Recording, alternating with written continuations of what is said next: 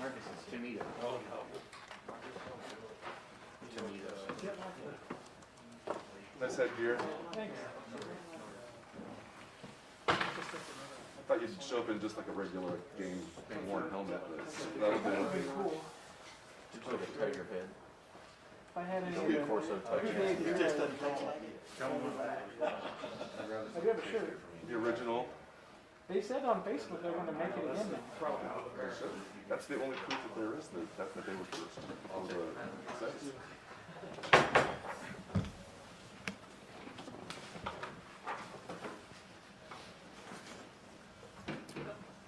Good to see everybody. Just Coach, mic's not on. Sorry.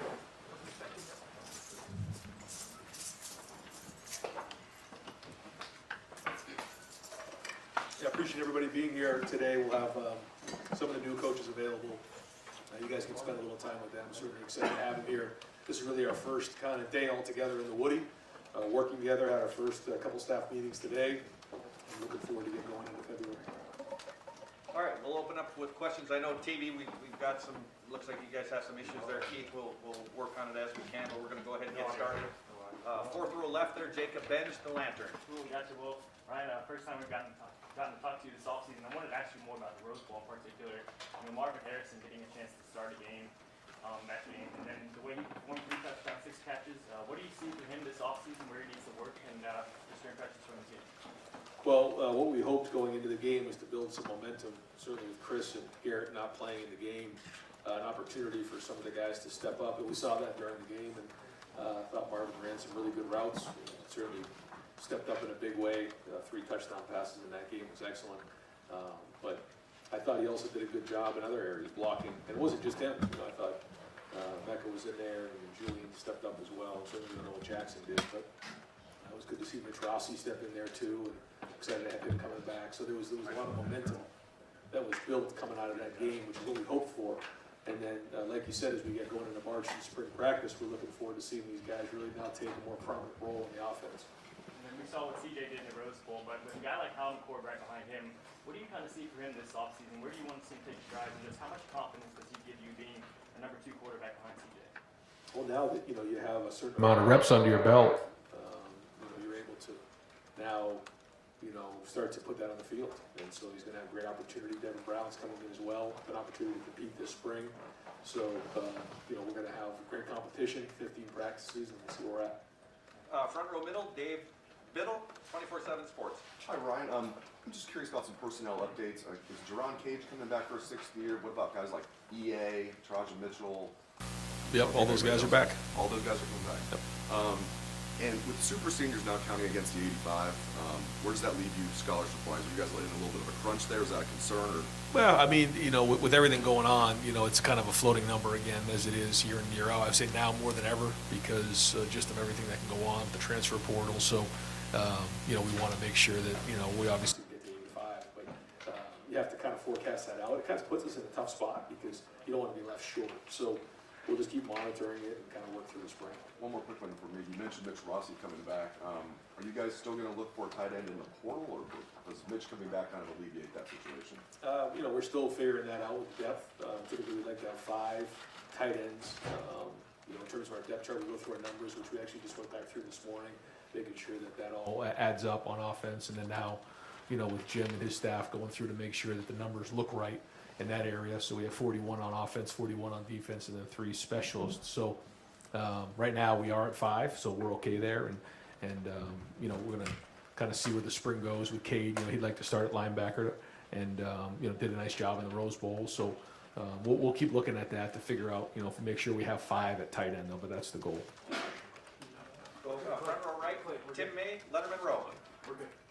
Huh? We're good. You're good? Competition's good? Never let it be said. Go ahead, Tim. Mississippi State guy with Ole Miss colors on. What do you think? When you decide to make a call and basically get rid of some coaches and bring new ones in, explain to me how tough a call that was for you from the standpoint of just personally, emotionally, et cetera, because you do develop relationships with these guys, and yet you have to keep arm's length I would think, to a certain extent, on how deep the relationship goes, et cetera. But how tough was that? You know, I try not to let that get in the way of building relationships with coaches and with their families.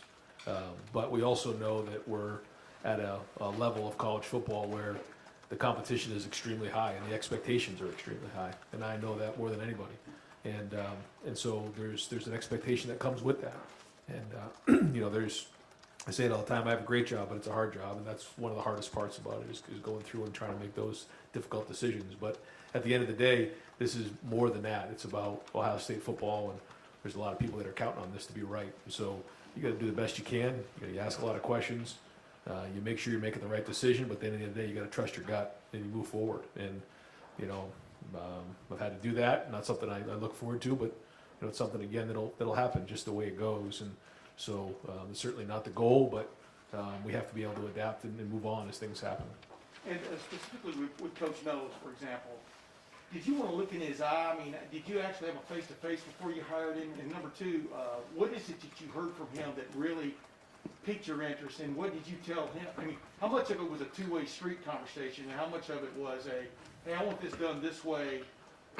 Are you willing to do blah, blah, blah? Sure. Yeah, I know. There was a lot of conversation. I think he probably would say to you, you know, by the end I asked to do a couple more FaceTimes and a couple more Zooms, and he probably was wondering what else does he want to see. But I did. I wanted to do that because I knew how important this hire was. But at the end of the day, I was really looking for a head coach of the defense, and certainly his background and all the people that have worked for him and with him have said such unbelievable things. And you watch the film of the way his team plays. They play hard. They have a system. They have answers, and they've done a great job developing. And so when you combine all of those things and all the people that have worked with him and for him, then to me, by the end, when you started going through all the candidates, it seemed like the best fit. And at the end of the day, you know, we had some certain things that we had some common ground on. But at the end, again, when we finish the conversation, you know, I'm going to run the offense. And when this thing's running well, you know, there's a head coach of the defense, there's a head coach of recruiting, there's a head coach of the special teams, and then I'm heavily involved with the offense. If those things aren't happening, and now I take away from the offense, then this the way that this structure's built isn't, you know, being optimized. Front row left, Bill Landis, The Athletic. Ryan, the defensive scheme, I feel like more or less has kind of been your vision for things the last few years. Jim's is maybe similar in some ways. Certainly, it's unique with his front and things like that. But how much leeway, I guess, did you have in your mind in terms of the scheme you'd like to see implemented when you were looking for a hire? And is it sort of Jim is free to do what he wants to do? Well, you know, we've always felt like we've been able to recruit really good defensive linemen here. Larry's done such a great job of that. Is that we wanted to start with a 4-down scheme. And, you know, based on in 19, I thought we did a really good job of, you know, kind of going through and you know, putting the one high defense together. And that year was excellent. And then over the last couple of years, you know, we've had a little bit of, you know, some issues here and there. But when it came to making this decision moving forward, you know, we still wanted to start with that foundation. But at the end of the day, you know, based on the personnel that we have, like, for instance, you know, we went through and went all the personnel today. You know, every single guy on the team. The goal is to put our guys in position to be successful, and finding a way to do that, that's the key to college coaching. Just like for us on offense, you know, do you want to be in 10, 11, 12, 13 personnel?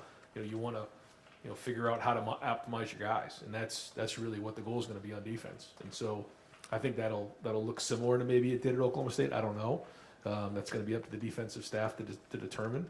But there'll probably be some other things too, some just different things that guys do well that are on our team right now, and trying to figure out what those skill sets are and maximize them to be the most, you know, put them in an environment to be successful. And that's really what it comes down to. So that journey has started now, first day in the Woody after coming off the road recruiting. But I know that journey is going to take a bunch of twists and turns along the way. And, you know, Perry coached probably the two best corners in college football last year. He's got the safeties coach title here. How did you determine with he and Tim who was going to coach corners, who was going to coach safeties, and how will they work together to kind of coach secondary?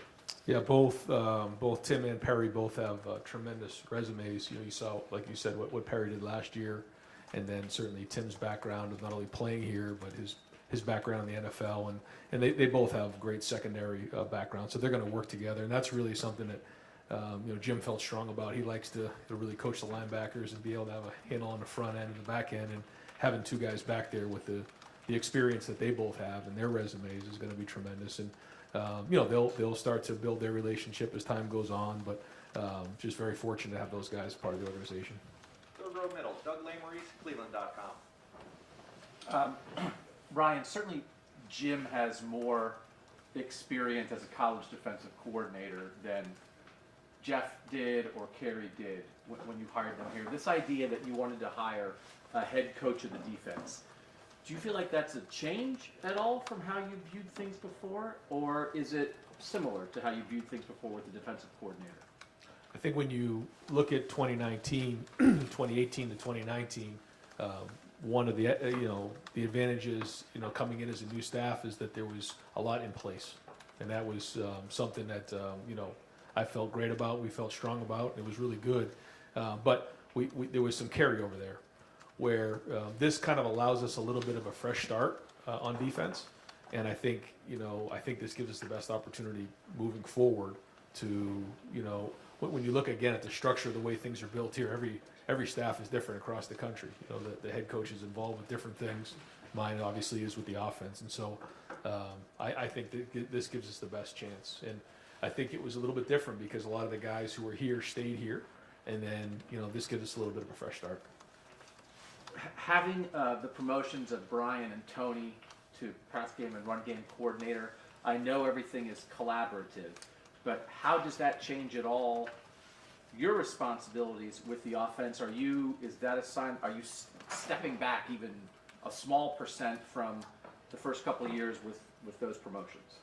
I think when you've had the success that we've had on offense, there's a lot of guys who get poached by other programs. They're highly marketable, and so Brian and Tony are two of them, and so with the success that we've had, we're giving them more responsibility. We're giving them a bump and raise. We're doing a lot of things to try to make sure that they feel like they're being compensated for what they've done, and we've had a lot of success, and that's a good thing. And so that's part of the process and the landscape of college football right now. And then to tie this all together, you've been doing this head coach thing for a while now. You said different head coaches do it different ways. What in your mind is sort of your ideal delegation of your own duties in terms of your quarterback experience, your play calling experience, your offensive game plan? But you're not just the offensive coordinator. You're the head coach of the entire team. Yep. How do you think you have handled that in your first 3 years as the head coach? And is there anything that you would like to change at all, moving forward? Yeah, I think when you look at the first 3 years, there's been a lot of success and things have gone well, but there's some other things to learn from. And I think to your point, as we move forward, the idea of having the head coaches in each of those areas to really own those areas of the organization and the program is really important. And I think that's something I have to continually do, is just make sure that I'm being really clear with the staff, demand a high level of operation, and then hold them accountable to that. But I think too, when you think about the players on this team and the relationships that the coaches have with the players, and then obviously what I have with the players, I think really if you talk to the guys who have gone through the program and graduated, they feel like they're well taken care of when they're here. They're cared about, and that we care about them. In the same vein, we also have to win every game here. That's part of the expectation. So balancing that is something that I think we've done well, but I also think that we can continually improve on and try to adapt to the times too, because there's a lot of changing going on right now, and that's something we talk about on a daily basis. So right next door, Dan Hope, 11 Warriors. Ryan, Tim Walton has NFL experience. Jeff Hafley had that. Kerry Combs had that. It seems like at that cornerback position specifically, you've brought in a lot of coaches with NFL experience. Is that by design, or has it just happened that they've had that experience? Well, Perry is coming, over to coach the safeties, and so we want to find the best coaches possible. And if a lot of the coaches that have coached in the NFL have coached some of the best players in the country, and so when someone comes in as a recruit, they want to be they want to be coached by the best and be developed by the best. And I think that's a little bit of coincidence, but also not. If you're trying to go find the best guy at what he does at his job, a lot of those guys had coached in the NFL when you look at the resumes, and Tim's one of them. In terms of, you mentioned Geron and Gerard Pellier coming back. I think right now it puts you at like 92 scholarships or something like that. Are you concerned at all about roster crunch with the numbers you have right now? No, I think like you know we talk about, it's going to take care of itself just by the way that things go right now with the portal. And what I don't ever want to do is be caught, you know, without 85 guys. And so it puts us in a little bit of a tough spot, but we'll keep managing it and try to figure it out as we go. And just to clarify, Seven Banks hasn't said anything publicly. Has he moved on from the program? So he graduated and he's moving on. I do have a meeting with him and his family tomorrow. Over here to the right, Clay Hall, WSYS. Could you give, on the 4 guys you hired, I know you had a prior relationship with Justin Fry, but could you just kind of connect the dots on how you settled on those other 3 perhaps? Sure. Yep. Yeah. So I kind of shared a little bit with Jim. You know, kind of went out and tried to go find the best coordinator in the country. Went through that process, and then with Tim and with Perry, you know, we interviewed a lot of guys, and Jim was a part of that. You know, made a lot of phone calls, asked a lot of questions, interviewed a decent amount of people to go through the process, and felt like we weren't rushed. You know, and going through the loss we had at the end of the season and having the time during the Rose Bowl to kind of be thorough through that process. And part of it was, you know, some of the guys that were already on staff here and saying maybe those guys are the right fit. But we decided that we thought in the end, after going through the whole evaluation process, that Perry and Tim were the best fit. How about Justin? Was that a no-brainer for you? Were you know, always had him in the back of your head? Well, he and I worked together before Boston College, so I know exactly what he can do and how talented he is. He's very, very talented. He really connects well with players, very good technically and fundamentally. And then, you know, he's a Midwest guy. He played at Indiana. His wife's from up in Mentor, Ohio, so they're Midwest people, so that was a great fit. Hey, clarify something. Did Tim solicit you, or did you solicit Tim Walton? I called Tim. You, Right behind Clay, Whitney Harding, channel, WCMH. Hey Ryan, I'm gonna change the subject real quick. Okay. An Ohio team is in the Super Bowl, and 5 guys who have played here are gonna be playing in that game. I mean, how exciting is it for this program to have the special connections in this year's game? Well, I think it's exciting for, you know, the whole state of Ohio, just, you know, to have the Bengals in the Super Bowl. Certainly the story of, you know, how, you know, really where they've been the last few years, where they were last year, you know, even this year. You know, they feel like they've been underdogs the whole way, and now here they are in the Super Bowl. So excited for that whole organization, and certainly all the guys who have played, you know, in particular Joe and everything he's kind of been through with the injury last year, and just his whole journey has been tremendous to be someone to watch and enjoy and cheer him on. But then, like you said, there's a lot of other Buckeyes on that team: Sam Hubbard, Von Bell, and you know, Eli Apple. I mean, there's a whole bunch of them that played really, really well, and so. How exciting to come back to your home state and bring your team to a Super Bowl, and so excited for them. And certainly the next couple of weeks will be great in preparation. And I think they have a real chance to win that game. You know, they've been underdogs the whole way. At some point, I guess they won't be underdogs, but pulling for them. And kind of back to the original topic about the coaches you're bringing in. I talked to some of the players, and they said the pride on the defensive side is something they really want to have again. Is that something that Coach Knowles has really expressed to you in bringing back that, you know, tradition that this program's had? Well, I think the guys feel it coming off of that last game, and actually the way they played in the second half of that Rose Bowl, you can feel it. We've been on the road the last couple of weeks, so our players have been kind of chomping at the bit to get, you know, find out what's going on, where are we running, what's our scheme, all those type of things. And so we're finally back in the Woody now and kind of get going on that process. But that's a big part of it, and there's a lot of pride, certainly in that locker room right now, and that's what we're working towards. Front row middle, Bill Rabinowitz, Columbus Dispatch. Hi, Ryan. Obviously, the defense did not play at Ohio State standard last year. Was there ever a thought to just kind of tweak it a little bit as opposed to having the kind of overhaul that you did? And how tough a decision, I was going to ask you that earlier, to make that kind of overhaul? What finally said, we got to do this? Yeah, I certainly considered that, and you know, considered a lot of things, and thought long and hard on it, and weighed heavy on me. But I felt like a fresh start was the right thing to do. I felt like that's kind of what we had been doing the last couple of years, is tweaking it and bringing a guy in and moving a piece over here. And I really want to start fresh and have a system in place so that when something goes wrong, there's an answer to the system, and everybody believes in the system. And I just felt at the time that was the right thing to do. And in terms of Jim specifically, he was in demand. There were a lot of places that were apparently pursuing him. What made you decide he was the guy that you had to have? Well, just going through the whole interview process, and there was probably 7 guys that I recognized that I thought would be good fits in terms of what we think, and in terms of schematics, and who was out there and who had done really well. And when you started to kind of cross off some of the names and check the boxes off, Jim was the guy. And I thank Gene Smith for allowing me to go get the best. He never asked a question on it. He said, just you go get whoever you think is the best defensive coordinator for Ohio State this year, and didn't ask any questions in that area and allowed me to go do that. So. Really appreciate him, President Johnson, the board, for allowing me to do that. That's not the case at most places, but I think we got the best. And he's an interesting guy, just personality from everything I've read. What are your early impressions of him, just as a guy? Very intelligent. Former head coach. He's been through it before. I think he'll tell you. He told me he's put in his 10,000 hours, which is from a book I think by Malcolm Gladwell. He's really poured his time and heart into this game and this profession.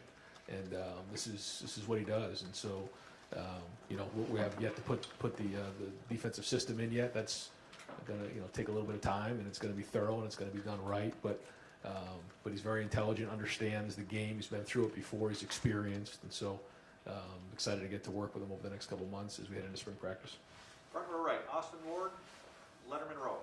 Ryan, when you talk about the first staff meeting with all these people together, the last couple of weeks they've just been recruiting, how much homework is there for them, knowing the current roster, if any, before they get in today? Yeah, so we really spent a good portion of the day talking about our roster and just going through each of the guys, and then a lot of them have a clean slate, which is great for them. I think a lot of those guys like that part of it. Certainly, we're going to watch the film from last year and go from there. But it's exciting for a lot of those guys to know that, and they've been anxious the last couple of weeks to get the coaches back in here, but. These guys have been on the road and working really, really hard, just traveling all across the country. And travel's not easy right now with some of the airports and things that are going on across the country. So these guys have been working their tail off to go out and go recruit a great recruiting class and finish off this one right here that we'll finish off on Wednesday, and then head start on 2023. But now we're back at it, and it's almost like you have the recruits that you have outside that are not in the program, and then you have the recruits in the program, because that's kind of the way it goes right now with the portal. But that's what we're diving into this week.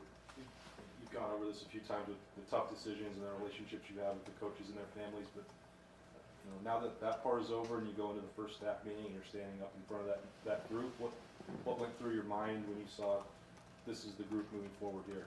Just a new group and a fresh start, and new ideas, new perspectives, which is a good thing. It's healthy in our organization, especially when we have guys who have been here for, some guys 5, some guys 7. There's been a lot of people who have been here for a long time, and the continuity's been great. That's a big part of our success here. But having fresh ideas and new perspectives is really good and refreshing. Third row right, Nathan Barrett, Cleveland.com. You kind of already hinted at this, but the idea of having the 2 coaches who are sort of dedicated to the secondary positions, how much did sort of the expansion of safety in this defense play into that? And do you say that Jim was kind of adamant that that's the way he wanted to set up with 2 assistant coaches who were dedicated? Yeah, you'll have to ask Jim that. I kind of let that up to him. However he wanted to kind of organize that, and how he's done it in the past, kind of allowed that him to make that decision. You said that you wanted someone to come in and sort of implement a system. You're talking about this in a little bit of a different way than you were just a couple of years ago, where it was more about, this is the defense that I want to have. Was that a conscious decision on your part that you needed to sort of relinquish that to someone else, or how did that? No, I think it just happened naturally with Jeff and I's relationship. When Jeff came in, he came in from the 49ers, and really believed in the 4-down, single high, kind of the Seattle Seahawks, Pete Carroll, cover 3 defense that a lot of teams run in the NFL, and really something in college right now who are doing that. And so when he and I sat down and had a long discussion about that, and then sat down with Greg Madison and talked about his background in terms of the run game up front, it just kind of married together naturally, because I felt like those were the 2 best guys at the time to bring in here, and that just kind of worked out that way. And really, when you think about the team that we had, it just made sense, with Chase and some of the guys we had up front at the time. It just made sense with Jeff, and you had Jordan at free safety, and those guys are still playing in the NFL now. So at that time, that was the right thing to do, and but now it's time to make a change. Knowing then that Jim was then going to now bring in his scheme, was there something about that scheme when you studied it that you thought would fit this personnel, or just that in general you thought as an offensive coordinator, like, this is going to give a team problems? Both. Yeah, I mean, I think that He does, he starts in a 4 down and then can kind of change from there and really attacks the offense on how they're doing things, just the way they play. But I think when you look at the personnel we have right now on defense, it's going to fit really well with what he's going to do as we head into the next year. Front row right, Joey Kaufman, Columbus Dispatch. Ryan, last week, athletic department announced having a new NIL edge team to help facilitate NIL deals for players. What do you see as the impact of having that infrastructure in place where that's now something that the athletic department can do? Yeah, it's huge. I mean, this past year has been a learning experience for all of us to try to figure out where this is and where it's going. Some of the opportunities that our players have had are, in some metrics, the number one in the country, just with the city of Columbus, the brand of Ohio State, the brand of Ohio State football. Some of our guys have really capitalized on this. It's been tremendous, some of the opportunities that they've been afforded. And so now the more and more that we can get involved with this, at the administration level to do it. Now we have to follow the rules, and so we're going to be really cautious about that and make sure we're doing things the right way and be deliberate about what we're setting up. But Gene's on the forefront of this to make sure that we're competing with everybody in the country. You're talking about competing with everybody in the country, and how much does this come up in recruiting and making sure players have options and helping them in this area when they come here? Yeah, it's become a huge part in the last 6 months, and I think that's what's created a little bit in the recruiting world some uneasiness because what one place can do maybe another place can't, and trying to figure out what those norms are going to be because it's so new. But we're adapting fast. Third row left, Steve Hellwagen, 24/7 Sports. Yeah, Coach. Watching the Rose Bowl and the way your offense performed in that game, and having CJ and Jackson back in particular for next year, did you come to a realization that you could win the national championship with that offense, but something had to be done defensively? You couldn't go through another missed opportunity. Was that a kind of a moment of clarity, I suppose? I don't know if I looked at it just like that. I hear what you're saying, but to me, this is right now our focus is just on this off-season program. We got back in here.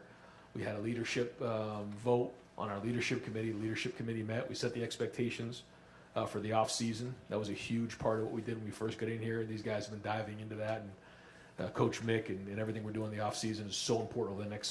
It's a 7-week window into spring ball. But, we do have a talented team. We have a talented team coming back a lot of times, but we do have some veteran players in certain spots. And I think all the stuff that we did last year with playing young players, hopefully is going to pay off next year. That's the idea.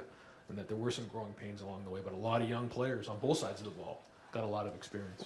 And just those two guys, what do you do to push them to be even better without getting bored if the competition in practice or in a game it's too easy for them at times? I don't know. What do you do so that they avoid stepping into that pothole and not taking a step back, I guess? Well, I think, and this is a conversation for down the road with these guys, is that it's really just about the process on a daily basis, and it's about them and the standard they set. And we talk about that a little bit, but it's going to be more than ever because, like you said, there's going to be games that you feel a certain way coming out of the game, but then when you play against a team that is a little bit more competition or in the conference play or something like that, those things are going to pop up. So this is going to be a constant battle of who can bring it week in and week out, and that's for way down the line. But those guys will buy into that. They understand. They're highly motivated. You can tell by the way they came into that Rose Bowl, coming off of that last game, how highly motivated they are. And now they're taking the steps as leaders. They certainly played last year and were high impact guys, but now they're stepping up as leaders. And that's a whole different deal. And so we explained what a leader was, what a leader does. And if you want to be a leader, go meet us in the weight room in 15 minutes. And we did. And a bunch of guys went in there. We voted on that. And now these leaders have been selected. And now we're into this off-season program, which I think is going to be critically important to when we get into next fall. Got time for just a couple more folks. Front row left, Stephen Means, Cleveland.com. Obviously, 4 new assistant coaches, 3 of them on the defensive side of the ball. One of which hasn't been in college football for over a decade. The other 3 are clearly moving up a step as far as high-profile programs that they're working with. From a recruiting standpoint, when that's the case here, what did you see in them as recruiters that that they'll be able to recruit at this level, especially at some of these spots where You know, in the past, we have seen it kind of dip when certain coaches have left. Sure. I think the first thing is relationship building. I think when you look at all these guys and you ask around, and certainly we do that, we asked around with a lot of people. You ask about the people that they've worked with, coaches, the players that have played for them, the people areas they've recruited in the past. You just ask questions, and finally, when you get the feedback back, you get a feel for who they are. And so that was the first thing, was the relationship building. And the second thing is the development. And all those guys across the board have developed at a high level. So when you combine the two of those things, then you're usually going to have a pretty good coach, and that's kind of where we start. Obviously, this isn't the first time you completely revamped the defensive coaching staff and did it when you first got hired, but it's a little different now that you've been a head coach for a couple of years. But does this maybe change maybe the approach and the timeline of when you expect certain things to pop from a commitment standpoint, building this class, especially on that side of the ball, when you're trying to either rebuild new relationships with people or just build relationships from scratch? Yeah, I think that's a big part of it. I think it's going to take a little bit of time in that area, but it won't take very long. I mean, people understand what this is all about. We're not a drastic change in terms of schematics, and I think we got some guys in here that know how to develop at a high level. So it's creating a lot of excitement. The feedback I've got from recruits is they understand who the staff is that we have on defense, and they're excited to get here in March and April and watch them spring practice. All right, we're going to wrap it up over here, third row right, Jeremy Birmingham, Letterman row. Right, obviously, there's 11 new early enrollees, there's 2 transfers with Chip and Tanner. I mean, how have those guys adapted in these first couple weeks? You haven't been here, you've been on the road, right? So you're relying entirely on Mick and those guys. Yep. What's been the feedback about the young guys? Went through every guy today and got some really good feedback on all of them. I think it's a good class. I do think the two guys coming in, Tanner and Chip, have brought us a little bit of a veteran leadership there, but there's also some leadership already being created there. And again, nowadays with social media and the internet and everything that goes on and the text messaging, these guys already had relationships before they got here. They've known each other for years. I feel like years, but at least months. So when they got here, it wasn't like when we got here and we showed up and just got the chance to meet each other when we first showed up to preseason camp. Now they come in January, they've known each other, they're in beautiful apartments. I mean, it's a whole different experience. And so far, the feedback we've got has been great. So now these guys get a chance to really spend 7 weeks working on their body as they head into preseason or into spring practice. So that's been good, but a lot of good feedback. Heading into Wednesday, obviously, Hero signed, so you can maybe give a little input into his recruitment and what it was like recruiting a kid from, Bavaria. And then as you head in with 2 commitments that you're hoping to sign on Wednesday, how different is it to go into these late signing periods now without really any stress? It speeds everything up. Now you're working on the 23 class, so which is great for the head coaches being out because you get to spend January spending time going to see some coaches and doing that thing, which has been hard because now that we don't go out in the spring and December is such a race, we don't really have an opportunity to get around to some of the high schools that you'd like to get to as the head coach. So that's been good to try to do a little bit more of that. Very excited Hero's coming. He signed early and then made the announcement during the game. And so, very unique situation coming over from Germany, but plays for a really good program out there, Santa Margarita Catholic. And I think, as he starts to play more and more football coming from Germany, his ceiling's going to be really high. So excited to get him here. I think he was here this past weekend, and he's excited to get going. For Larry and his legacy of recruiting defensive linemen, it's very rare to see him get so excited about a young guy. But back at the summer camp in June where Hero was, you could see there was a visible light almost when he worked with him the first time. What was it about his game that you guys saw that translates to this level? Well, first off, his personality is excellent. His work ethic's excellent. I mean, he just never had a bad day. And I think he's a joy to work with that way. But I also think he was a little bit raw because he was still learning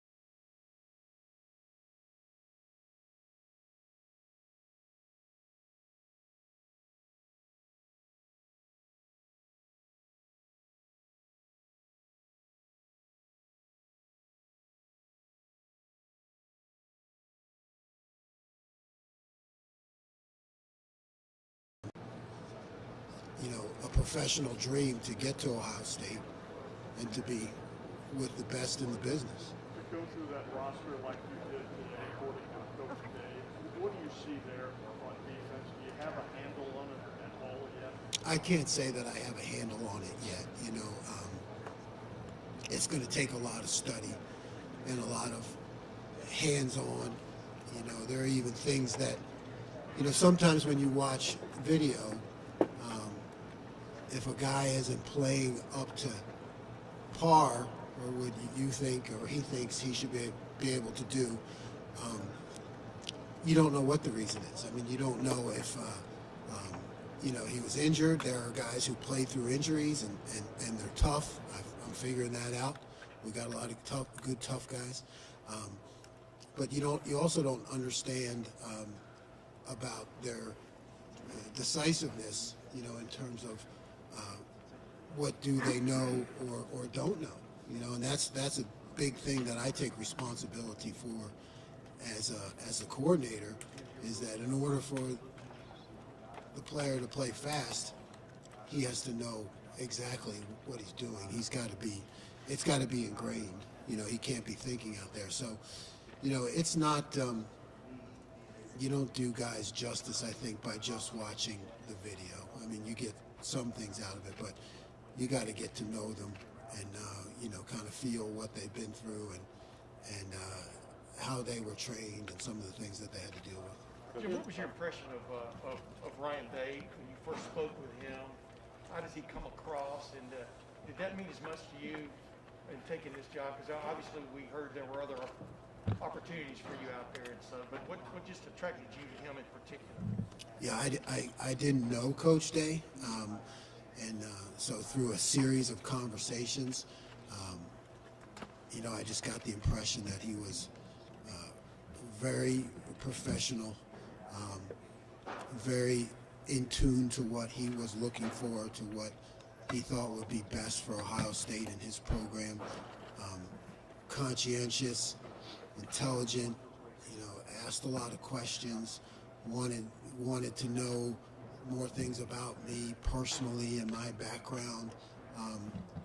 It was more than just football for him, and just very easy to relate to connect with, and I can see why he's risen so quickly in the profession and done so well in recruiting, because he is a connector, and I was able to build a good relationship with him just over the phone, without even having a chance to meet in person. Yeah, and specifically, what did he kind of tell you that he wants? I mean, from you, obviously, as he relates to us, he wants a head coach to the defense and stuff, but obviously it's a big opportunity for you, but I would think there's a lot of pressure involved too, because he sees a defense that needs fixing, and he sees you as the fixer. But, yeah, well, and I've had a good reputation for that, but, I talk about what's important now, or what have you done for me lately. You're right, there is a lot of pressure. I mean, that's not lost on me. This is not an entry-level position, to those that a lot has been given, a lot is expected, and I went into Oklahoma State really believing that when we could get the defense to rise to the level and culture of the offense and the things that they did off the field in the weight room, that we'd be able to compete for a national championship. And, at Oklahoma State, we were 2 feet short this year, right? So, but it took 4 years. It's not lost on me that I don't have 4 years here. I don't have 4 years here. This program is ready to win every single game right now, and we have to get the defense to that level. So what Coach Day expects of me is to have a system, that's accountable, that I have to have answers, that the players have to understand why I'm teaching what I'm teaching. You just need to be able to wrap the whole thing. You need to be able to come in and say, here's what we do, here's why we do it, here's why you should buy into it, because you can give historically the facts and figures. This is what it can do for you. This is what it'll do for our team. Let's take a look at the fundamentals, the approach, how we teach.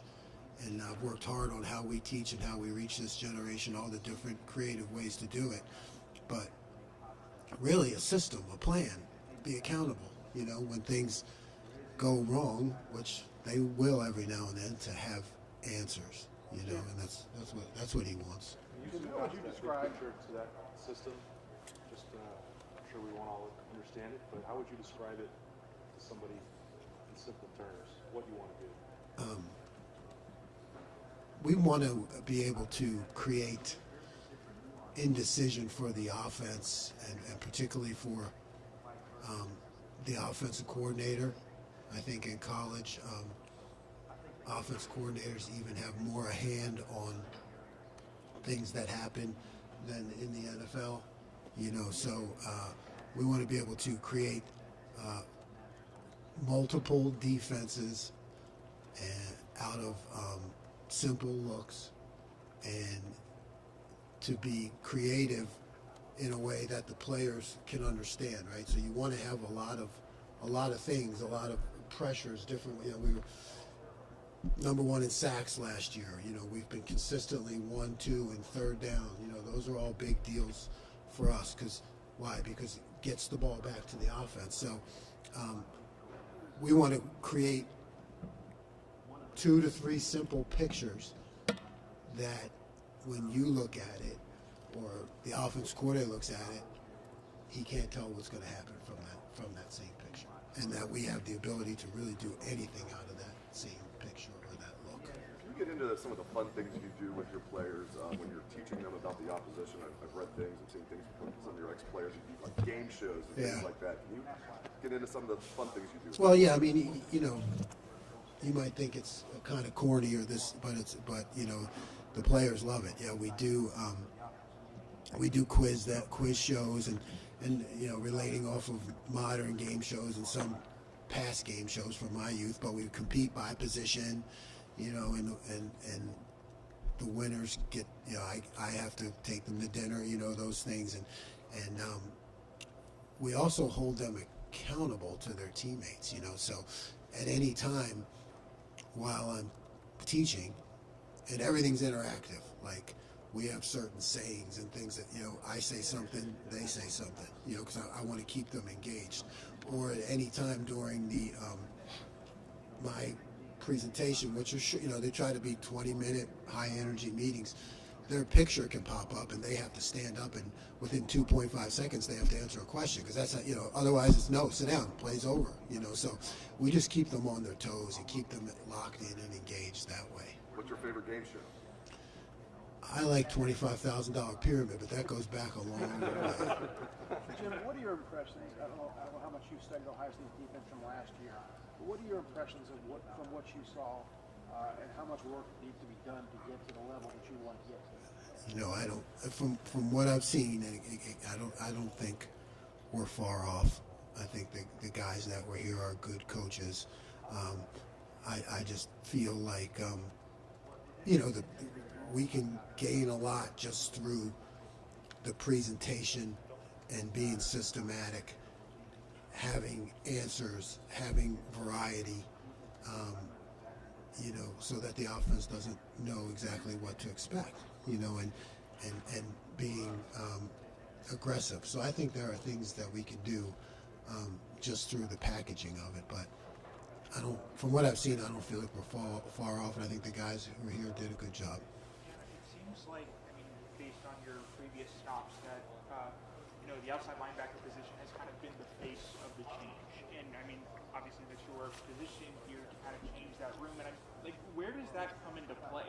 How important is, say, the outside linebacker or just the linebacker room in terms of just this overall change that you're trying to make? Yeah, I think the productivity, and you saw that from the linebackers, and then we play a lot with a stand-up D lineman who some may consider like an outside linebacker, so he's part of that. But those guys and their multiplicity and how they move around in different positions they end up in, and us kind of funneling the ball to those guys and people you can trust that are going to just tough guys, doesn't matter about their stars or whatever they have. It's just tough guys who are going to get people on the ground. And then you're right, we can move things around to kind of funnel the ball to them so they get to make a lot of plays. what is Tanner coming over with you, I guess, so to speak? How does that help in the transition and maybe installation of the scheme? Yeah, Tanner is he was already a coach on the field, and he'll be more so here at Ohio State because he's been with me. We've been through the wars together. He understands me. You know, he can talk to the other guys if I get loud or I get, you know, I can be aggressive when I coach. He can talk to the other guys, and he can talk about my style to them, but he can also explain the defense to them in a way that coaches can't, you know, or someone my age can't. I mean, he has them out now just on his own, just going through different things and kind of preparing them for what I'm going to do. So he'll be invaluable. Were you surprised at all that he didn't move on to the NFL, that you had a chance to coach him again? Yeah, I mean, I was, I didn't, talk to him at all until he went on the transfer portal. But I thought he was gonna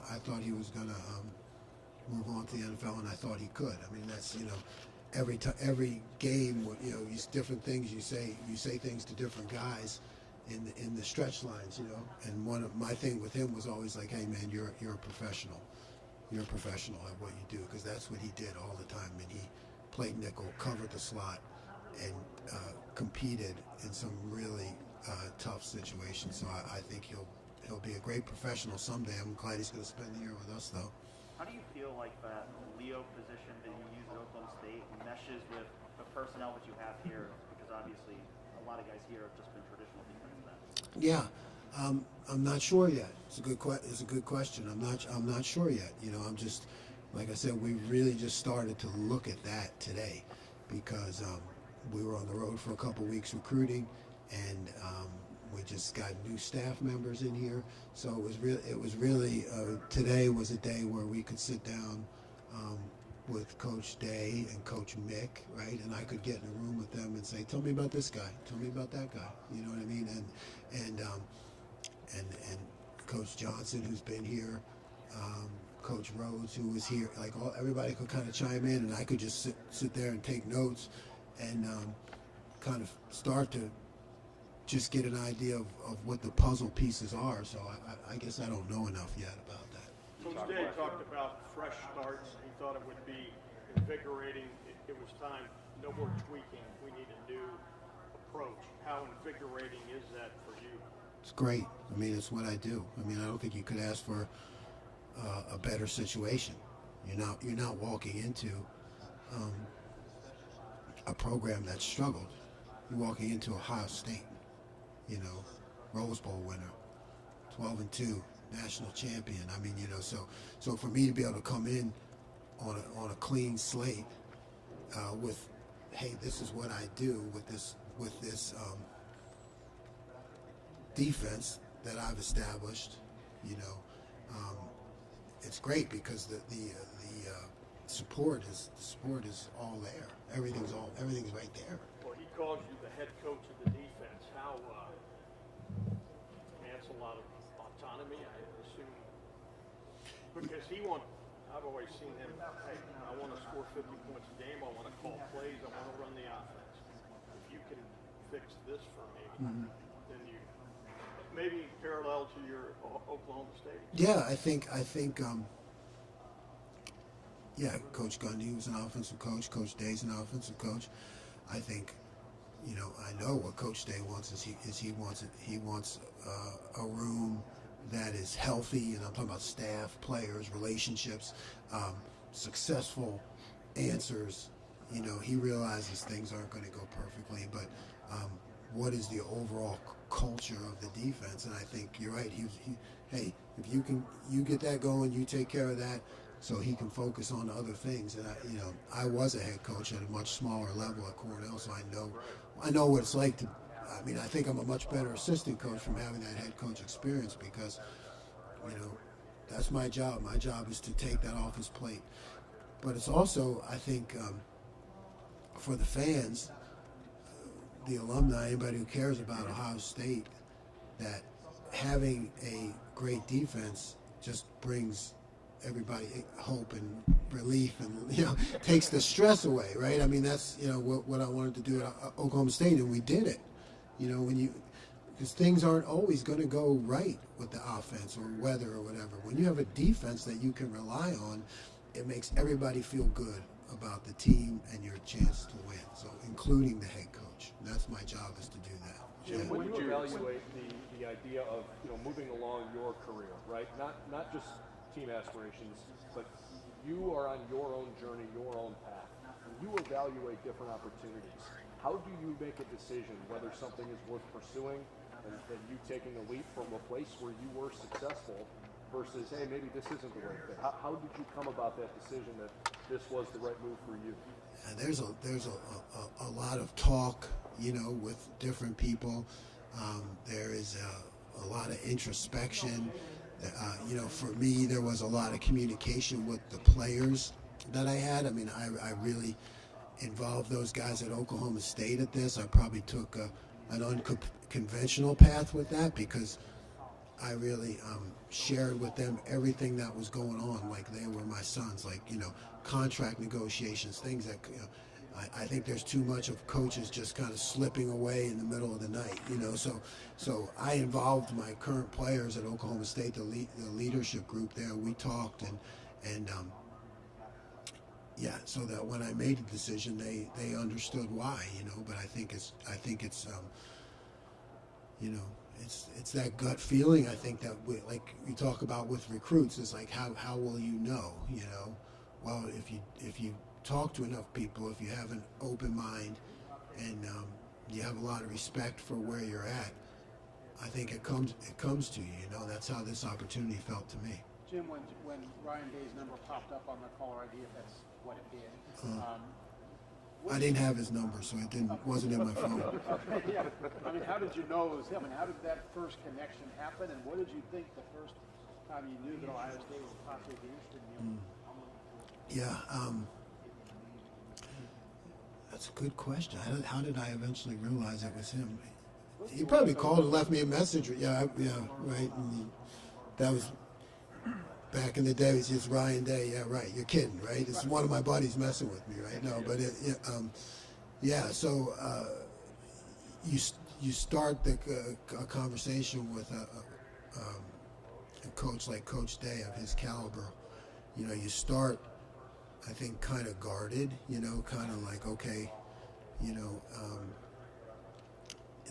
let me really think about what I'm saying and doing.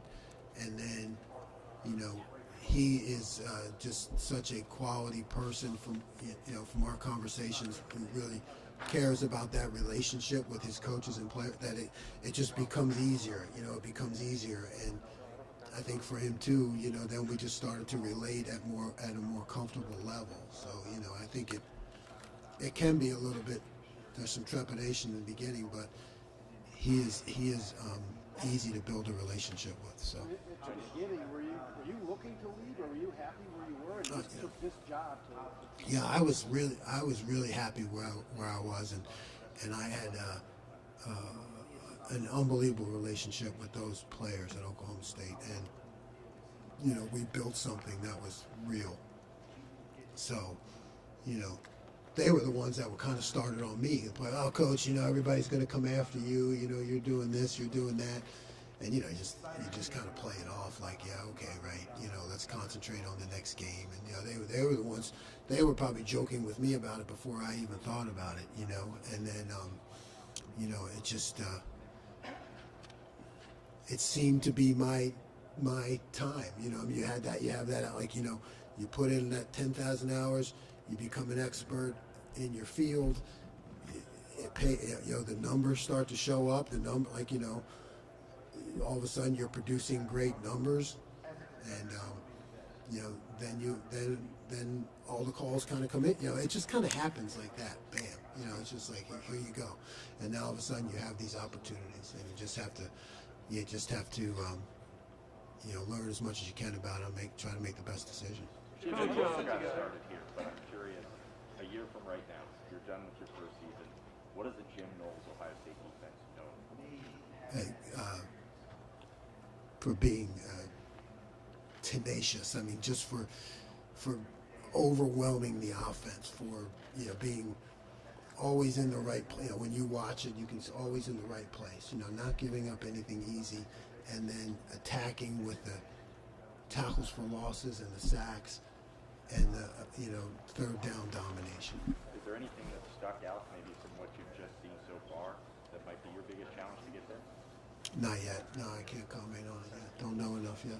Jim, how would you describe the linebacker safety hybrid position? The skill set that you're looking for a guy at that position, the responsibilities typically, and what you like to run with the guy at that spot? Really, I think you're talking more. It's more like a linebacker D-line, a hybrid position, right? We'll play with a couple linebackers, we'll play with a couple safeties, and then we'll play with that D-line linebacker hybrid guy who really has to be an intelligent player, right? And then he has to be reckless. He has to be reckless, and he has to have the ability to recognize plays quickly or recognize keys or things, right? Because it's just a guy that for me, it was exciting, it's motivating, because at the end of the day, it's about players, but the right type of players, and so it's exciting, to continue to get on the road and build great relationships, but also recruit the very best players in the country. Was it kind of a trial? Was it kind of a trial by fire? Like when it comes to representing a program, you kind of just start. No. It first starts. Obviously, everybody knows, Ohio State, but I think it starts with you as an individual coach. Guys want to play with coaches, play for coaches, and establish a relationship with coaches that they feel good about, that they have a really good rapport with. So it's got to start there. Now, obviously, with the logo on my chest, it doesn't hurt because it gets you indoors and gets you opportunities. And once again, just like we want to coach at the very best and the highest level, young men, want to play at the very best and at the highest level and play for national championships year in and year out and be the best in the country. So it works hand in hand. Coach, thank you very much. Appreciate it. Yep. We'll bring in Coach Walton. Got him ready. Did you say you played with Mata? Yeah, he was younger than me, but yeah, played with Mata Smith. Yeah. So I got some stories. I grew up stories. Thank you, Coach. Thanks, Really Barrett. appreciate it. Stephen? Perry. Pleasure. Dan, what's going on, Dan? How you doing? Pleasure to meet you. How you doing? Whitney Perry. Oh, yeah. Where you from? Houston. Woodlands. Yeah, I-45. I used to go. I spent 1 year in San Houston. So I used to go to that Landry's right there. Yeah, All right, guys, we're going to bring in Coach Walton right here.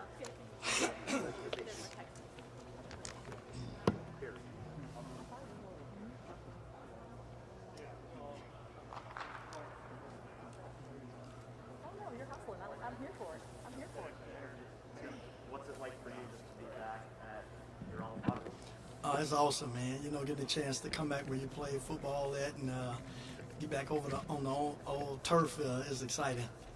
Is this something that you dreamed of, the opportunity to come back and coach here at Ohio State? Well, at one point, you wanted to come back. So it hit at the right time to get a chance to come back here. Anytime when you spend your college years here at a extremely exciting career here. Met a lot of great people. It's a lifetime journey when you're here. You're family for life here. So a lot of former players still live here in the area. So it's been exciting to get a chance to come back to that. It's a dream come true to come back to a place that you basically kind of grew up as a young child, a young man at. Would you expect it a year or two ago when you were in the NFL? Would you be back here now? No, you just kind of being in the NFL or college football, you don't know what path you're end up taking. So it's just kind of, those things work out at the right time. Sometimes you can want to come, but the timing is not right or it's not an opportunity, but the job is open at that point. So it kind of just worked out this way. So it ended up being a great opportunity to get back home. What have these first few weeks been like getting back to getting used to college and getting used to recruiting again? Just getting back adjusted to it. You know, it's a little different when I first was doing it out on the road. But once you get back into a flow of things, man, you know, it's all about relationships and it's all about just getting back into the flow of it. So it's been a smooth process so far. What were those first conversations with Ryan Day like, and what were your impressions of him and how it's been to work with him, you know, so far? Oh, well, it's been great. Like, first, I like to, you know, to thank Coach Dave for giving me the opportunity to come back. And you know, it's been awesome so far. You know, the opportunity that he gave me has been a blessing. Talking to him has been outstanding, man. I mean, you know, he's a very thorough guy. You know, obviously he's a smart people's person, family guy. So you know, everything was positive. You know, obviously, you know, being here, a lot of guys that he knows know of me. You know. So, you know, that crossover there with knowing some of the same people, you know, makes it a good fit for us. And what about Coach Eliano working, you know, hand in hand with him this year, you know, with the secondary? What was your level of familiarity maybe with him and the coaching profession in general? And then Yeah, I had already knew up here, you know, because like I said, being in this coaching profession for a while, man, that you know a lot of the same people. So I've been knowing him for a while. I hadn't had a chance to work with him before, but I've been knowing him. So it was good. To get back, you know, the thing about coaches, man, you know, a lot of guys know a lot of the same people. So even though you don't necessarily work with them, you become friends with them and getting to know people throughout the journey of the coaching life. How much different was the past 3 weeks with me than it was in 2007? Obviously, college football has changed in an infinite number of ways, but it does always come down to relationships, right? And just being a person. But still, it has to just feel different. You got to be talking about different things than you did 15 years ago. Yeah, because you know now it's such a social media, Instagram, Twitter. You know, it's kind of that era now. And you know, back then it was a lot more basic. And you know, just getting back into the fact that you know, getting on kids a lot earlier. You know, just the mindset of them. But it's been, you know, the relationships are relationships. That part never changes. So you know, if you develop relationships with guys and you know. At a place like this, you know, the school sells itself, you know, the opportunity that presents itself for a lot of kids to want to come here, to get back and be able to sell that to kids based on, you know, being my alma mater. That's a great feeling, but it's still about relationships and just getting to know people and just, you know, getting back into a flow of it. But it was a good experience the first couple weeks. Last I checked, you still don't have a Twitter account. No, I will Is that in the contract? Like Tim Walton will not have a Twitter? No, I will have it up soon. I will have one up soon. Tim, what do you think are the biggest things you learned from all these years coaching in the NFL that you can now bring back to the Ohio State? Well, just the playing the long game. You know, I was in college before, and then like I said, if you let it become a challenge, like no one's wearing a shirt that has their title on it, and if Kevin says something, or Tony says something, or Brian says something, that they're not going to listen to my input. And on the flip side, right? I think with Ryan and what he's done here is we brought in a bunch of really good coaches, and so your development of your position is key, and then the development of the scheme, right? But I mean, statistically, and what they've done here, like the offense is pretty damn good. So I don't need to come in and revamp or change a bunch of things. I'm here to enhance and make those things better. And along the way, whether my business card had 3 titles or 2 or none, that's just what we're trying to do. So if you want it to be a challenge, it could be, but with these guys here, it's not going to be, because at the end of the day, we're the offensive coaches in that unit. We're just trying to get our guys better. What Coach Dave tell you, the offensive line, an area where they struggled at times a little bit last year. It's an area where you guys at UCLA thrive. People use your film as this textbook how to run the football. For you, I guess, exciting is it to get to work with the talent level this year, kind of put your stamp on what you were able to do at UCLA with the run scheme, bring it to, you know, a guy like Marvin Jackson. I don't care what you think. It's a challenge that you guys are working with. Yeah. As a coach, what you see, Absolutely, because that's your number one job as a coach, is to develop your guys, right? You got to maximize each individual kid, right? So it doesn't matter which one you're talking about, to make sure they play to their ability level. So yes, if I can enhance the scheme here and help those guys on 1 or 2 or 3 things from staff, that's good.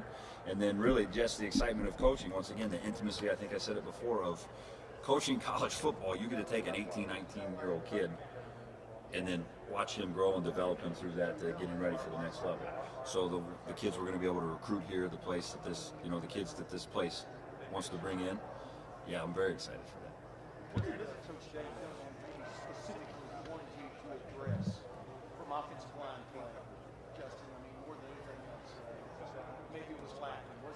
no. In a run game, I mean, did he? No, he wanted me to come in and maximize the guys, maximize the room. I mean, there was not one specifics of a D&D or a scheme or any of those things. Because once again, when you come in, like that's your job as a position coach, first and foremost is to develop and maximize your room. And so that's what he knows that he's getting with me, and that's why he brought me here, is that that's what I need to do, is just make sure we're just enhancing these guys' tool sets and playing at a high level when we need to. Let's say, a person's hitting from 30,000 feet over now. Wait a minute, they live in the nation in total offense and scoring. What needs to be fit and what needs to be enhanced and stuff? What do you see that maybe you do need to bring along from an offensive line? Well, I think there were times when it looked like run defenses gave them a lot of trouble. Yeah, I mean, I think we're going to evaluate the film. You're going to watch the tape, and you're going to see things that, if it is going to be who we are and what we're about, how do you make it better? How do you enhance it? And there'll be maybe some things that you bring in and say, you know what, we're not going to be that as much because of, the personnel and what we have in the field. You learn from that, but you move on. So that's probably a better question for me after spring ball, once I've had my hands on these guys a lot, and once we've been around these guys through individual and through team settings and those things. That would be a good one to come back after spring and really see what we really are honed in on, that we've got to make better so when we get to the fall, we're ready to go. Justin, when you were hired, it seemed like you were immediately, you went on the road representing Ohio State and stuff like that. Was that different for you? Like, was recruiting different knowing what was on your chest as opposed to, I don't know, like your previous job? Yeah, I mean, it doesn't hurt. I mean, the block O when you walk into the front door of the school, people see that. There's a little bit of, logo greed or whatever you want to say. But I mean, once again, you guys will see as you're around me more, like I'm a big fundamental basics, keeping everything simple and working the way up, right? Like football in itself is blocking and tackling.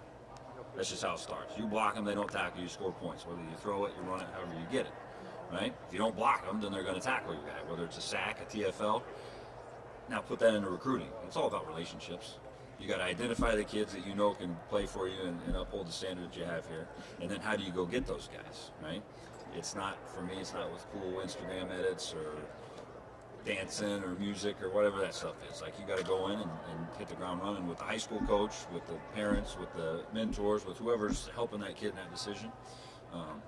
And so, yeah, does this logo help? Absolutely. You're going after a higher caliber kid, but at the end of the day, he's still a kid. You got to go build the right way and try to, get him to want to choose here. And obviously, you Ryan, into this, did that help at all, or was it kind of a trial by fire, knowing that, you'd been on the job a couple weeks and you're trying to get kids to come to play for you, not knowing kind of the logistics of the program entirely? What was that like? Yeah, it made the conversations with the kids easier, knowing, what is you sell the vision of the program and you sell from the top down, then I can speak to that more because I've known Ryan for so long. So that probably helped, but still at the end of the day, like I said, you got to go in and dig on these kids and show them who you are, what you're about, how you're going to develop them, how you're going to take care of them off the field. You talk to the parents, you talk to the coaches, and you just build it that way because it's a relationship business. As college football has become more and more of a business, then our business is still people. And so you got to be able to work those kids and do that. What I wanted to ask about, really, because if you look at Tim, he coached with Urban Meyer, and Ryan obviously knew him, Luke Fickle with Perry, Ryan and Chip and you all together. And how were those conversations when Ryan tries to call you, knowing that Chip was kind of Ryan's? Well, he did it the right way. More detailed than that, it doesn't need to be, and that's something Ryan could go, but he's first class.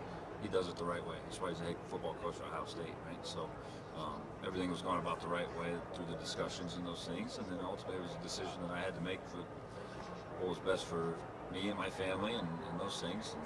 Being a Midwest guy, you just missed the 0 degrees. Yeah, you know what? I had to get the dust off the cobwebs from the winter coats in the closet because we didn't need those much in Westwood and Los Angeles. But I wouldn't say I missed it, but I'm getting acclimated pretty quick. How do you adjust to that mental shift? From your athletes and coaches, you guys all have the same kind of mentality, just attack. But you're talking about going from LA back here in the middle of winter and basically a win. How hard is that for you, for your family, just for everything that you have to do to get back your logistics? It's a challenge. I got 4 kids and moving across the country, so the timing of that, finding a home, but those are all things that go into it. And you get into this business knowing that. I was told that and learned that a long time ago from some older coaches where I started having kids and getting in the business of, it is hard. You're going to miss some of these things. You're going to be separated and do that. But, you know, once again, growing up as a Big Ten kid, like the Rose Bowl was the Mecca. My father and I wake up and you'd watch the Rose Parade and you get ready to watch the sun going down over the San Gabriel Mountains in the third quarter. Like that was our world. That was a Big Ten world. Well, my office for the last 4 years was the Rose Bowl in Pasadena. So my kids got to go out pre-game and post-game and throw the ball around and dance around. Like they thought that was normal, right? Now here, coming here, the pre-game are going to be down on the field at the Horseshoe, right? And at Ohio Stadium, where their classmates would kill to do that, or once a year they get to go to a game, and like that's normal for them. So there's give and take to everything. So yeah, in the heat of it now, yeah, I miss my kids. I wish I was around them, but we've presented that as a family, and my wife and I to the kids like this is our adventure. Like this is what we do, and here's why it's going to be this way. But we get it. You know, Santa Claus comes to the bowl games a lot. My kids don't know that Santa Claus comes to the house. They're what hotels he visited and make sure he can get there because it's just what we do. More of a house you're going to get for the money. Say again? More of a house. Way bigger than I could get in Southern California. Hey, Justin, Ohio State's philosophy with the offensive line has generally been to get the 5 best guys and then slot them, figure out, you know, how they're going to have that alignment. Last year, they basically had 4 tackles in the center. What is your philosophy? What's the philosophy going to be going forward? Is it let's just find the best unit or the best players and then mold them? Yeah, I mean, as you recruit, you look at your board, you want to recruit so many tackles and so many interior guys. You have to have swing guys because of injuries and all those other things that go. But I've always been in the philosophy, like, you have to play your 5 best, right? So if the starting left guard, whoever it is, goes down, and the backup left guard is your 9th best guy, you're not going to put him and have your 6th best guy still sitting on the sideline. So does that mean your right guard goes to left guard because the backup right guard is 6? You know, there's some gymnastics there. Like I said, you have to have guys that can play, you know, multi-flex positions because of injury, because you can only travel 10, 11, or 12. You're not going to have, you know, those full guys. So, I mean, yeah, to manage the roster, you want to have so many tackles and so many guards, and you'd like those guys to play that way. But every once in a while, there could be the shell game going on of moving an outside guy inside or an inside guy outside so that your 5 best are playing to give you a chance to win a game. What are your impressions of what you see so far? Style you want to have on your offensive line to have people watch it? Yeah, I've said this all the time. Is when the offensive line position is felt, meaning there's a presence there, you feel it. It's something that's tangible, and that's when you're cooking, right? When my daughter's up in the 10th row of the stadium and it's 3rd and 2, and she's like, "Daddy's going to run it to the right," and everybody in the stadium knows that, and you still go do it. That's when you have people feel you. So, how do we get there? I mean, it's just, once again, it's like beating a dead horse. It's development.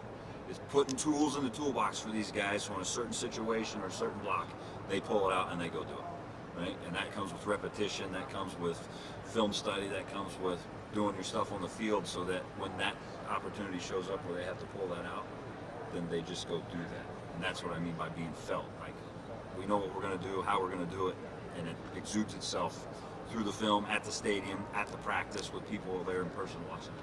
Justin, OSU's been a pretty heavy stretch run team the last few years. It seems like you guys have been seeing a pretty personal leadership there. Any talk with Ryan coming in here about helping diversify things a little bit? We're going through cut-ups and watching stuff now. Like I said, that's really more personnel driven. So what your guys do well and how you can put them in the most opportune position to do that. I mean, my book of work, I've been able to do 22 personnel to 23. I mean, when Ryan and I were together at Boston College, we lined up with Andre Williams and we had 3 tight ends, a fullback, and a tailback on the field, and at the 50-yard mark. So people would line up in goal line defense, but that's who we had and what we did, and so we got really good at that. So, you know, that's a long-winded way to say, you know, not really a specific thing. It's just going to be a matter of seeing what we have, what they do well, and then how do we maximize that, window dress that, and whatever the case may be, getting into that, moving ahead. What's the difference between trying to maximize your personnel but also stick to an identity? I mean, you and Ryan obviously want to establish an identity, but you don't want to do things that your personnel won't allow. He's talking about stretch versus gaps, and you do a lot of different things at UCLA.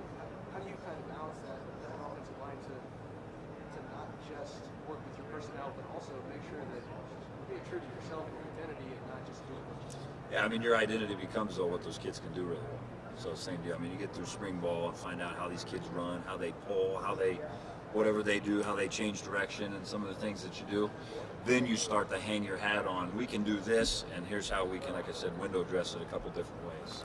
So, you know, you're really running the same stuff on two, but is it formationally different? Is it unbalanced? Is it with the different personnel in the game? But for those 5, 6 guys up front, it is who you are, right? And so that's the fine line you always teeter with, because you can't, you know, if you're a jack of all, you're a master at none, right? And you don't get really good at anything.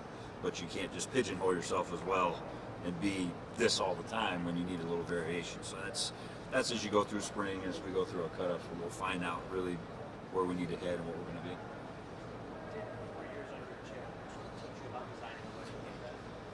The word no doesn't exist. You can say, whoa, let's look at it. But kind of going back to the question we just had, like, well, that's not who we are, that's not what we do, so we're not going to do that. Well, then you can maybe get caught a little short that way. So the best thing about working with him was that in the run game and the throw game and protections of, let's take a look at it. Can we make it efficient enough for us, or can we make it who we are? Now, it wasn't always to finalize like, yeah, we're going to do that, but there was never an ironclad of like, no, we don't do that. Let's see, let's look at it, let's talk through it, let's twist it a little more so it becomes more like what we do, but there's still a wrinkle here. Would you like one from working with Chip to another guy who was sort of there at the beginning of the spread offense and Awesome. You know, I mean, I don't think Kevin's ever been around a bad offense, you know, in his tenure. So that's the beautiful part about this game is you start getting coaches and those guys all working together. And, you know, it's a good little recipe. And then obviously through the vision of what Ryan wants to do of, you know, cooking it up and putting it out that way. So just in a short time being around Kev and all these guys, you know, we're in there with Kev and Tony and even Brian and Corey and those guys diving in, and everybody's talking their area of expertise within that play. You know, it's exciting because you know, be able to come in and supplement things. Talk about a clean slate going into spring, not forming evaluations very often last year. What would be your philosophy, how that shakes out, what you want to see in these practices? Last year there was a debate about this guy's a tackle or guard, or just the 5 best. Those maybe seem like they be the same thing, but they're not. Yeah, I think it'll shake itself out. But as you go into spring, what do you look for? You see how a kid competes. You see how he thrives when there's a little adversity. I mean, all these things sound a little cliche, but they're cliches for a reason because it happens, right? So however you want to put that. So getting into spring ball, yeah. How is a guy from individual to a partial team deal, from a partial team deal to when the lights are on, right? How does he play in that situation? Who is he next to? Is this guy, when he has these reps, look pretty good next to this guy, and then this one, when he's more on his own, not as good. So you start to kind of, massage through that and figure that out. But that's the best part about this game, honestly, is like the best players show themselves, right? So whoever those 5 best are, they're gonna rear their head pretty quick, and then how do you accelerate their growth? That's our job as a coach.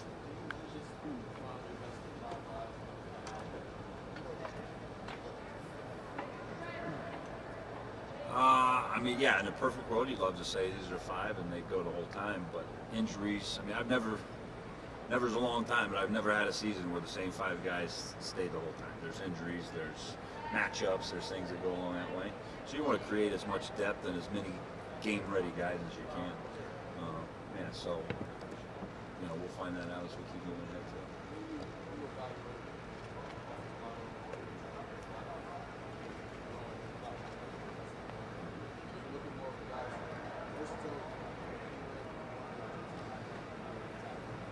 Yeah, I mean, there's certain size. I mean, you're not going to take a 6'2" or a 6'3" guy and say, oh, this guy's a tackle, right? I mean, he would be more of an inside guy, but we've always evaluated off, and I didn't make it up. It's just, it's kind of been time tested, but just looking at base, spin, balance, and burst.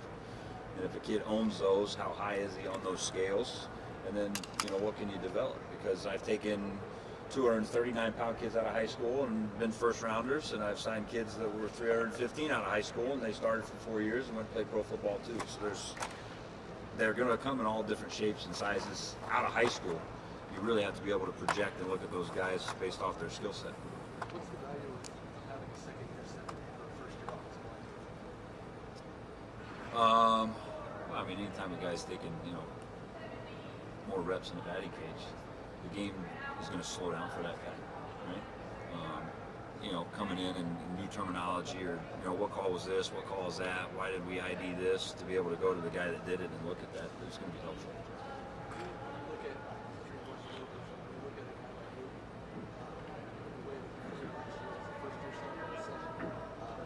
How much stock do you put into that? Build out, fix qualified guys, or you're trying to improve the scheme? You've got a guy who's supposed to be a leader of offensive line who's already played in it. How do you evaluate where he is in his development as a second year assessment for a first year offensive line? Yeah, I mean, for all those guys, you put them all, you know, when they're all in the room with you, and you're watching film, and you're communicating, and you're talking, you just kind of grow and get a pretty good feel. You know, I've done it long enough now where you can, there's a pretty good temperature gauge once you've been around a guy and talked to the guys enough. So for Luke, for all of them, the guys that played, the guys that kind of played a little bit, we get them in the meeting rooms a little bit, you know, position-specific conditioning leading up to spring ball. And then once again, once you get to spring ball, you start from the basics, you reinstall, and then you just see how fast those guys accelerate. But yeah, for all those guys that played before, when you're watching a cut up and say, why did you do this? What was your thought? What was there? And then you can either, once again, enhance that or you can correct that.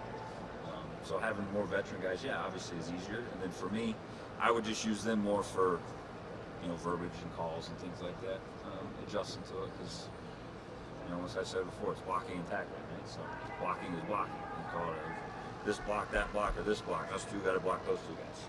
How do we get that done, and how do we get that communicated? And just kind of go from there. What do you think are the things that, you know, maybe you learned, you know, at UCLA that, you know, you might be able to bring here and, you know, help implement this offense? That's a really good question. Like I said, I think just what learning and talking from Chip, but like enhance, like I don't need to come in here and reinvent the wheel. Offense here is really damn good, right? So it's my job to come in and supplement that. You know, I just being the coordinator there and not just a line guy, coming here, being able to speak language and talk about the perimeter, talk about the outside, talk about how this play action really sets up with this run, which gives this concept of openness. I think the experience of being a coordinator and running a room that way is really going to help be beneficial to these guys here, because we're looking at the big picture together and not just living in the box. Is that weird at all to go from being a coordinator to now being, you know, more focused on the line? No, the job's the job. You take over your room, you make your kids great, and you try to enhance the place you're at so you win, you know, play for championships and win them. So no, like I said, I'm not hung up on titles. You know, I'm hung up on winning and losing. And anything I can do to help these guys make sure that we win here, that's really what I'm, you know, focused on and all about. How much does it make the transition easier that you've already worked with Ryan and that you kind of know how, you know, Chuck works? Yeah, well, I mean, the learning curve is smaller, right? If he says something or, you know, his mindset or what's important to him and just seeing the way he goes about things. Been there, done that, seen it before, so I think it's just an easier bridge of getting back into the groove and building the program and the room and everything through his vision and what he's wanted. It's making it easier. I assume you might have already been asked this, but initial reaction to DeWan Jones about the biggest time in you? Yeah, some of the door frames aren't big enough for him. When he walks through, he's got to duck his head and yeah, bounce around, but he's a large human. But as an offensive line coach, is that especially intriguing? And then I guess you probably are seeing on film. Just look at that side. It's exciting because you know all these guys, you know, him and just all of them. But yeah, the size they have, the ability level they have, their skill set. How do you just enhance that? Right? How do you make it so that on Saturday they're playing at a high level and they're winning games? Yeah, so like, thank God you're not paying for his shoes or his clothes because he's a large human. For Harris, you know, he played guard last year. I know he's talked about moving to tackle. Do you see him as a tackle, and how do you kind of guide him? The same way you do all the guys, right? Is you put them in the best position for them to maximize themselves, and then just to help the team. Right? I repeat myself again and again, but those would be things that we dive into through the workouts, watching film, getting into spring football. You know, but it doesn't help whether you go inside to outside or outside to inside. If you played the game, the speed of the game, you know, you don't necessarily get incrementally faster. The game slows down because of the way you process it. So for him being a full starter of last year, no matter what position he lines up that he's going at, the game itself is going to slow down a little bit because he's acclimated to it. Just beyond even the offensive line, How has your limited time here so far measured up to the expectations of what you thought Ohio State football culture looks and feels and sounds like? You know, the kids got a great energy to them. Like today was the first real day where we're just around them. They were in the weight room and running around, and we're able to walk through and, you know, see the kids, and then up eating. You know, I ate breakfast or lunch with a couple of the guys.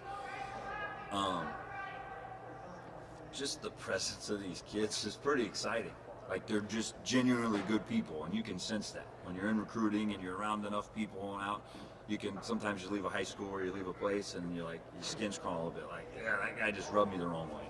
These guys here, they've done an unbelievable job of recruiting the right types of people on top of the right types of players. And that's been fun. Just the energy, and they were running around here earlier in the Woody, and they were in with Coach Mick, you know, lifting, and the juice and the energy and all those things that go into it. Like, there's a lot of it here, and that's been fun to see just in a short time being back. Because I mean, I got hired. We had a couple of days in dead period, and I was recruiting, so I've been on the road for a big chunk of it. But just getting around in a short time, that's been fun. I realize it's a new job, a new situation, but how much do you enjoy this time of year in general? Season's over, you get a chance to hit the reset button, and you start thinking about, hey, what are we building for next year? Yeah, I mean, all of it. You hit it all on. You know, this time, the finishing recruiting is good. Like, I'm the son of a high school coach, so, like, I enjoy recruiting. I like going out to the schools and talking to the coaches and talking to the administrators and going to basketball games, right? And getting my popcorn, my peanut M&Ms and watching a little bit. That's all fun. And then you get off the road and you move to this, and that is fun, too. Of you're in cut-ups, you're doing ball, you're around your guys.